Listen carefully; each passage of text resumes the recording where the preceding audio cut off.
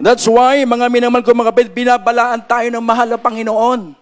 Ano po yung binabalaan tayo ng mahal na Panginoon? Na kinakailangan kapag tayo po ay naglingkod, mga minamahal sa mahal na Panginoon, na sinabi natin kanina, mga minamahal ko mga kapatid, walang bahid, walang kapintasan, mga minamahal ko mga kapatid, yung ating ginagawang paglilingkod sa mahal na Panginoon. Wala tayong mga hininakit sa ating mga puso, wala tayong mga dinadala, mga minamahal ko mga kapatid, na mga kasalanan, mga minamahal, para tayo po ay makasama sa pagbabalik ng ating pinakamahal na Panginoon. Amen? Praise God. Puri ng ating pinakamahal na Panginoon. Ang sabi, mga minamahal, unang ibabangon ng Diyos yung mga namatay sa mahal na Panginoon, yung mga namatay na mga anak ng Diyos. Yung unang namatay, unang ibabangon ng ating dakilang Diyos. Mga minamahal ko mga kapatid, yung mga namatay kay Kristo at yung mga nabubuhay. Tayo po yun, mga minamahal na naglilingkod sa ating pinakamahal na Panginoon. Tayo po yung sasalubong sa alapaap sa ating pinakamahal na Panginoon. Amen? Habang tayo naghihintay, habang tayo nagpupuyat sa paglilingkod natin sa mahal na Panginoon, nagbabantay tayo sa ating mga kaligtasan, mga minamahal ko mga kapatid. Amen? Praise God, puri ng ating pinakamahal na Panginoon. So basahin natin mga inibig ko sa 1 Corinthians chapter 15, verse 52. Unang mga Korinto, kabanatang 15, ang talata ay 52. 52.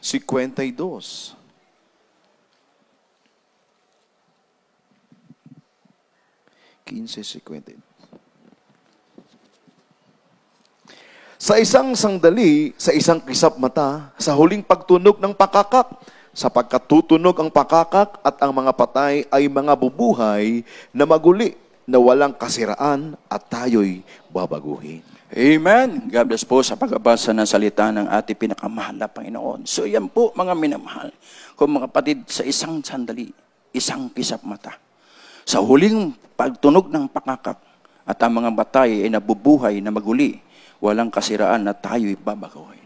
Amen. So napakalinaw po mga minamahal, to reward is dedicated people, mga minamahal ko mga kapatid. Amen.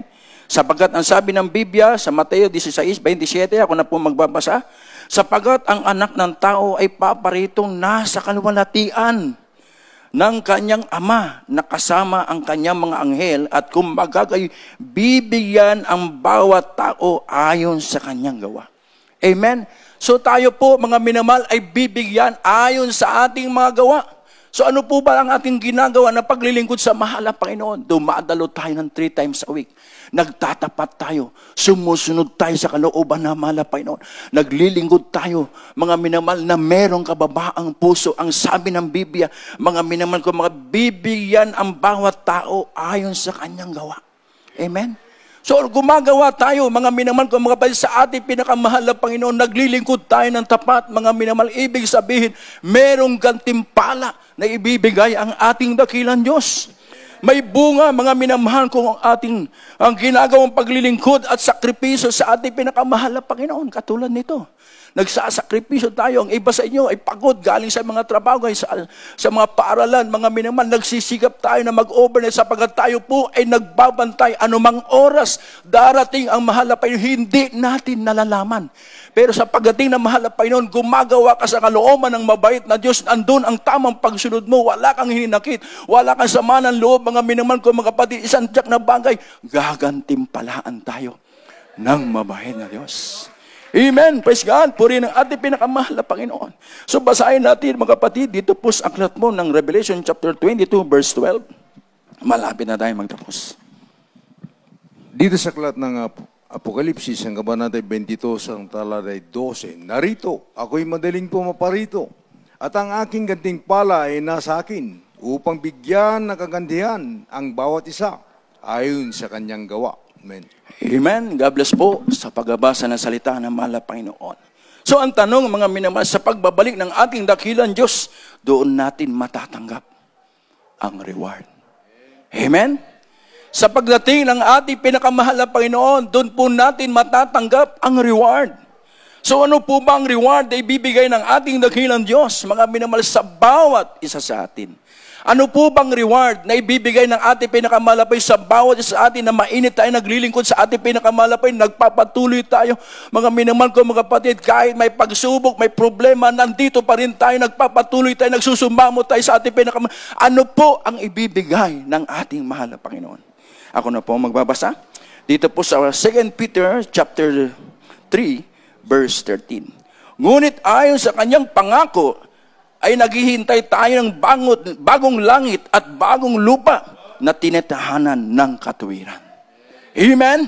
So yan po mga minamahal ko mga kapatid, yung reward na ibibigay ng ating pinakamahal na Panginoon, na tayo po mga minamahal ko mga kapatid ay naghihintay ng pangako ng bagong langit, bagong lupa na tinatahanan ng mga katuwiran.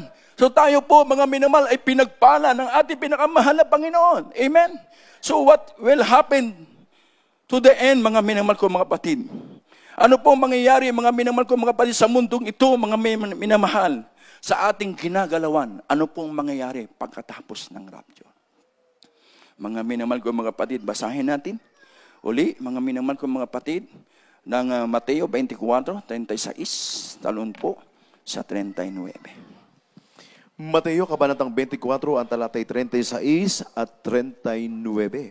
Ngunit tungkol sa araw at oras na iyon, walang makakaalam, kahit ang mga anghel sa langit, kahit ang anak, kundi ang Ama lamang. 39, at hindi nila nalalaman hanggang sa dumating ang paggunaw, at sila'y tinangay na lahat, ay gayon din naman ang pagparito ng anak ng tao. Amen. Amen. Praise God. God bless po sa pagbasa ng salita ng ating pinakamahal. Sa pagparito ng anak ng tao, ang ating mabait na Diyos. Kaya sasabihin ng mga tao, saan naroon ang kanyang pagparito? Mga minamahal, ang pagparito ng mahal na Panginoon, katulad yan po ng babaeng nagdadalang tao. Amen? So ako na po magbabasa sa 1 Thessalonians chapter 5, verse 3. Pagka sinabi ng mga tao, kapayapaan at katiwasayan, kung magkakay darating sa kanila ang biglang pagkawasak na gaya ng pagdaramdam ng panganganak ng babaeng nagdadalang tao at sila'y hindi makatatanan sa anumang paraan. Amen? Praise God. Puri ng ating pinakamahal na Panginoon, katulad po ng panahon ni Noe, mga minamahal. Dumating po ang pagkawasak. Baha, mga minamahal. Nung pumasok na po si Noe sa daong, mga minamahal, bumuhos na ang malakas na ulan at nagkaroon ng baha. At ito po ay nagunaw, mga minamahal. Amen. Praise God. Puri ng ating pinakamahal. Ganun din po, mga minamahal ko mga kapatid, ang sabi ng Biblia na ating nabasa.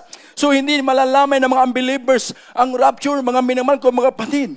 Kaya ang sabi nga, mga minamahal ng Mateo 24:40 hanggang 42, pakibasa po sa ating Bible. Dito sa aklat ng Mateo 24, 40 hanggang 42, ganito yung sinasabi.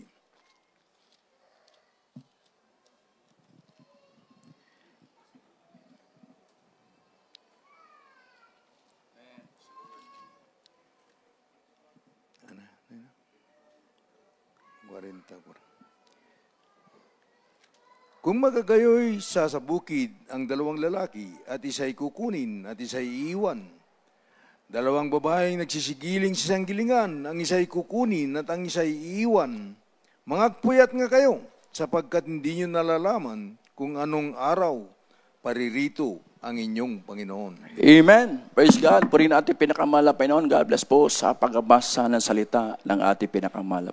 Nakikinig ba tayo? Gising po ba tayo? Amen. Praise God. So maraming tao o Kristiyano ang maiiwan sa rapture. Kapag ito po, mga minamahal, ay patuloy sa kanilang paggawa ng hindi kaaya-aya sa paningin ng ating pinakamahal na Panginoon. Amen? So mapapahamak at maiiwan. Bakit, mga minamahal, maiiwan? Ang minamahal ko mga kapatid, ang mga tao at ang mga Kristiyano dahil sa kanilang pagtalikod sa paglilingkod sa Diyos. Amen? Dahil ayon po, mga minamahal ko mga kapatid, sa kanilang pag-ayon sa sanlibutan. Yan po ang pinakadelikado sa lahat. Tayo po, mga minamahal na mga anak ng Diyos, tayo po ay iba na. Iba na po tayo, mga minamahal. Tayo po ay Kristiyano na, totoong Kristiyano, naglilingkod sa mahal na Panginoon, sapagkat mula nang tinanggap natin ang mahal na Panginoon, tayo po ay hindi na taga-sanlibutan. Tayo po ay mga tagalangit. Amen? Lahat ng tagalangit, magsabi ng Amen. Praise God. Puri ng ating pinakamahal na Panginoon. So tayo po, mga minamahal ko, mga kapatid, yan po ang sinasabi ng Biblia. Maraming maiiwan, mga minamahal ko, dahil sa kanilang pagtalikod, dahil sa kanilang panlalamig sa ating pinakamahal na Panginoon, dahil sa kanilang pong pag-ayon sa gawain na makasanlibutan, mga minamahal ko, mga kapatid. So napakahirap pong maiwan, mga minamahal ko, mga kapatid, sa pagbabalik ng ating pinakamahal na Panginoon. Basahin natin ang Romans chapter 12, verse 1 up to 2. Mga taga-Roma, kabanatang 12, ang talata ay 1 at 2. Kaya nga, mga kapatid, ipinamamani ko sa inyo, alang-alang sa mga kahabagan ng Diyos, na inyong iharap ang inyong mga katawan na isang haing buhay, banal, na kaya-aya sa Diyos, na siya ninyong katampatang pagsamba. At huwag kayong magsiayon sa sanglibutang ito, kundi mag-iba kayo sa pamamagitan ng pagbabago ng inyong pag-iisip, upang mapatunayan ninyo kung alin ang mabuti at kaya-aya at lubos na kalooban ng Diyos. Amen. Amen. God bless po sa pangabasa ng salita na mahal na Panginoon. Yan po, mga kapatid. Mga minamahal, kinakailangan, mga minamahal, yung ating katawan ay isang hain buhay. Yung ating pong, ito po ay buhay, banal at kaaya-aya na ating katapatang pagsamba sa ating dakilang Diyos. Mga minamahal. Yan po ang tinutukoy. Kinakailangan, mga minamahal ko, mga kapatid, huwag na tayong magsiayon sa sanlibutan. Amen? Kapag nagsiayon tayo sa sanlibutan, mga minamahal, unti-unti, tayo pong mahihila. Mga minamahal, mawawala tayo sa ating focus na pinaglilingkod sa ating pinakamahal na Panginoon, na ginagawa natin paglilingkod sa mahal na Panginoon. Kaya napakalino po, mga minamahal ko, mga kapatid, kinakailangan pag humarap tayo sa ating pinakamahal na Panginoon, yung katapatan natin pagsamba, mga minamahal, banal at kaaya-aya, mga minamahal ko, mga kapatid, at huwag tayong magsiayon sa sanlibutan, kundi mag-iba kayo. Amen? So tayo po ay mga Kristiyano na. Mga minamahal, mag-iba na tayo, mga minamahal ko, mga kapatid. Na alam natin, mga inibig ko, ang gadget, mga minamahal ko, mga kapatid, andyan po yan. Marami po yan. At taktika ang kaway para tayo ay mahulog sa gawa ng diablo. Amen? So ang sabi ng Biblia, mag-iba na kayo. Dahil kayo ay hindi na taga-sanlibutan, kundi tayo ay taga-langit na. Amen? Praise God, may mga Kristiyanong hindi naghahanda sa pagbabalik na mahal na Panginoon. Oh, alam ko na yan, narinig ko na yan, bata pa lang ako, narinig ko na yan, rapture, na pinapangaral yan, matagal lang pinapangaral yan, hanggang ngayon, ay wala pa naman. Mga minamahal ko, mga kapatid, kaya ang ating pong topic sa gabing ito, mga minamahal, ay ang pagbabalik ng mahal na Panginoon. Paano kung dumating ang mahal na Panginoon, nasa panahon ka ng panlalamig, nasa panahon ka, mga minamahal, na hindi ka na dumadalo, hindi ka na sumasamba, nandun ka na sa kalayawan, sa gawa ng mga sanlibutan, mga minamahal, nakakatakot po. Amen? Praise God, purihin ang ating pinakamahal na Panginoon. Alam nila ang Word of God. Alam nila, mga minamahal ko, mga kapatid, ang salita ng mahal na Panginoon. Kaya ang kanilang paglilingkod sa Diyos, mga minamahal ko, mga kapatid, ay pabanjing-banjing. Amen? Paano sa pagkakataon masumpungan ang pagkakasala? Paano po, mga minamahal ko, mga kapatid, patuloy tayo sa paggawa ng kasalanan, mga minamahal, paano kung may galit at ang ating puso at inis? Ang sabi nga, magalit ka, pero huwag mong palubugan ng araw. Kapag nagalit tayo at nalubugan ng araw, para tayong pumatay. Amen? Amen. Praise God po rin ang ating pinakamahal na Panginoon. Alisin po natin yun, mga minamahal ko, mga kapatid. Ang sabi nga, bawat minuto, bawat segundo ng ating buhay bilang mga anak ng Diyos, kinakailangan malinis ang ating isip, ang ating puso, sapagkat tayo ay naglilingkod sa mahal na Panginoon. Anytime now, darating ang pagbabalik ng mahal na Panginoon. Paano po, mga minamahal, kung dumating ang mahal na Panginoon, maratnan tayo. Mga minamahal, na mayroon tayong galit sa ating mga puso, may hinakit tayo, mga minamahal, hanggang ngayon. Mga minamahal, hindi pa rin tayo tumitigil, mga minamahal, sa mga bagay, mga minamahal ko, mga kapatid, nakapagbabagsak sa ating mga kapatid. Amen? Kinakailangan, mga minamahal ko mga kapatid, alisin na po natin yung mga ginagawa natin, mga masama, mga minamahal sa paglilingkod natin sa mahal na Panginoon. Mga minamahal, alisin po na natin yung mga marites, mga minamahal ko mga kapatid, alisin po natin yung galit at puot sa ating mga isipan upang tayo po'y sigurado sa pagbabalik ng ating pinakamahal na Panginoon. Amen? Praise God, purihin ang ating pinakamahal na Panginoon, sapagkat yan po lahat ay mahayag, mga minamahal. Basahin natin ang Ecclesiastes chapter 12, verse 13. At sunod po ang 2 Peter chapter 3, verse 14. Dito sa aklat ng Ecclesiastes 12:13, ito ang wakas ng bagay. Lahat ay narinig. Ikaw ay matakot sa Diyos at sundin mo ang kanyang mga utos sapagkat ito ang buong katungkulan ng tao. Amen. Amen. God bless po sa pagbabasa ng salita ng ating pinakamahal na Panginoon. So ipapaninig ng ating dakilang Diyos ang kanyang salita sa lahat ng tao. Para ano po?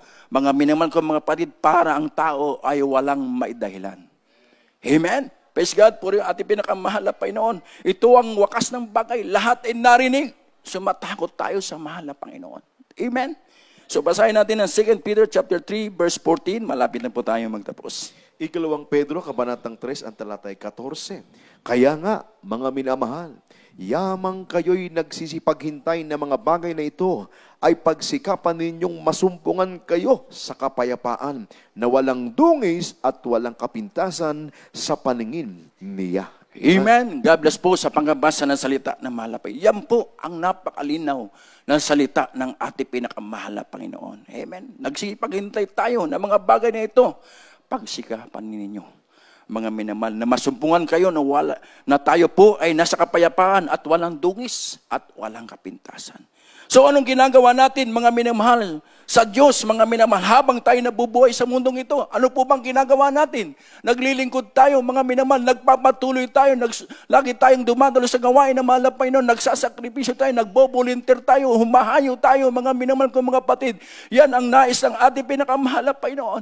So mga minamahal, yung mga bagay na ating hindi kalooban ng mahal na Panginoon, mga minamahal, darating ang araw, mga minamahal, one by one, isa-isa, mga minamahal, lahat tayo ay haharap sa Panginoon, mga minamahal.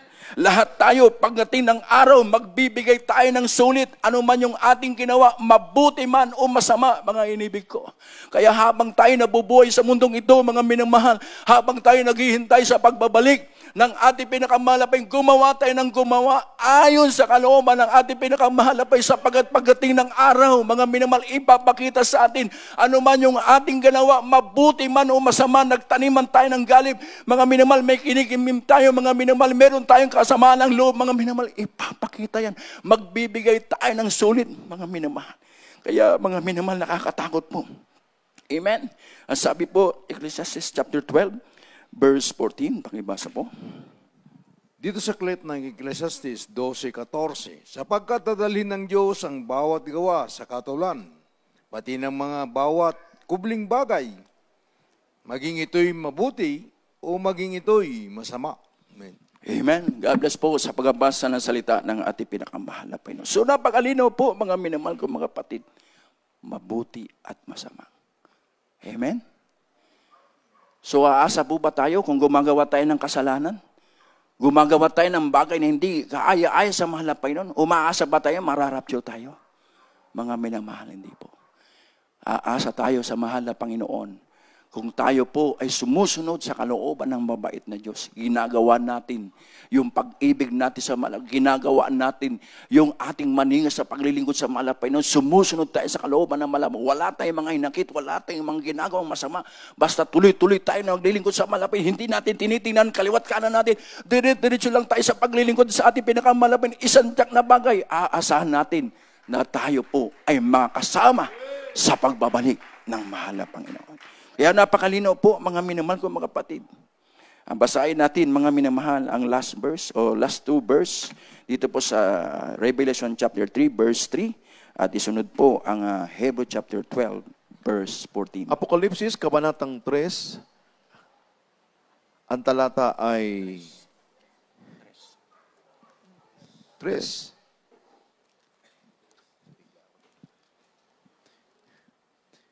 Alalahanin mo nga kung paanong iyong tinanggap at narinig at ito'y tuparin mo at magsisi ka. Kaya't kung hindi ka magpupuyat, ay paririyan akong gaya na magnanakaw at hindi mo malalaman kung anong panahon paririyan ako sa iyo. Amen. Praise the Lord. God bless po sa pagbabasa ng salita na mahal na Panginoon. So, kinakailangan, mga minamahal, magbantay tayo. Amen? Magpuyat tayo. Ang magnanakaw, mga minamahal, hindi yan magsasabi sa'yo, Brad, sis, papasok ako mamaya sa bahay mo, magnanakaw ko. Hindi po, mga minamahal. Kinakailangan tayo ay magbantay, magpuyat. Sapagkat papariyan ang ating pinakamahal na Panginoon na hindi natin nalalaman. Amen? Praise God. So, mga minamahal, sino-sino mga kasama sa rapture? Yung mga naglilingkod na may takot at panginginig at sumusunod sa kalooban ng mabait na Diyos. Yun po ang makasama sa rapture. Kaya sabi nga ng Biblia, mga minamahal ko mga kapatid, basahin natin last verse dito sa Hebrew chapter 12, verse 14. Dito sa aklat ng Hebrew, kabanatay 12, ang talatay 14, sundin niyo ang kapayapaan sa lahat ng mga tao at ang pagpapakabanal, na kung wala ito'y sino man ay di makakakita sa Panginoon. Amen. Amen. God bless po sa pagbabasa ng salita ng malapay. Without peace and holiness, no one can see the Lord. Mga minamahal. Yan po, mga minamahal, ang ibig sabihin ng ating ginagawang paglilingkod sa mahal na Panginoon. Amen. Peskat sino-sino ang mararapture? Yung taong, tayo po mga tao, mga minamahal ko mga patid, na hinango sa salita ng mahal na Panginoon, ay pinangaral po ng ating beloved noble pastor na walang sawa ng langit, araw at gabi, ipinangaral ang salita ng mahal na Panginoon, nabautismuhan tayo. Mga minamahal ko mga patid, tayo po, mga minamahal ko mga patid, ay mula sa lusak ng kasalanan, sila'y hinango at binago ng gospel ng ating pinakamahal. Tayo po ang mga kasama sa rapture. Amen? Umawi tayo sa ating pinakamahal na Panginoon. Inibig ko. Praise God. Sumubra po ako ng 5 minuto. Praise God. Purin ang ating pinakamahal na Panginoon. Ating pong awitin, mga inibig ko, ang kisap mata. Mga minamahal ko mga pansin, sapagat pagkatapos ng rapture, mga minamahal, papasok po ang greatest tribulation. Sa pagpumasok po ang greatest tribulation, mga minamahal, papasok po ang Antichrist, mga minamahal ko mga kapatid, at yung mga naiwan na hindi naglilingkod sa mahal na Panginoon ng tapat, mga minamahal, makakaranas sila ng kapigatian, mga minamahal. Pugutan ng ulo, mga minamahal. Hahabulin sila ng mga tao, mga minamahal ko mga kapatid, sapagkat magkakaroon po ng one world government, one religion, tatakan ng siksiksik. Kaya habang tayo nabubuhay, naglilingkod sa mahal na Panginoon, magpakainit tayo, mga minamahal. Hallelujah.